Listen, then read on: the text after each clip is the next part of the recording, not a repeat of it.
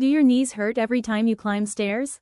You're not alone. Today, I'll explain why this happens and how to fix it. When you climb stairs, your knee joint bends more than 60 degrees. This increases the pressure under your kneecap by almost 3 to 4 times your body weight. If your thigh muscles are weak or your kneecap doesn't track properly, that pressure causes pain. This is often called patellofemoral pain syndrome. The good news? You can train your knees to handle it. Strengthen your quads, glutes, and hips with exercises like wall sits, step-ups, and clamshells. And don't forget stretching your IT band and hamstrings. Also, avoid rushing upstairs, wear supportive shoes, and if pain persists, see a physiotherapist before it gets worse. So next time your knees complain, don't blame the stairs.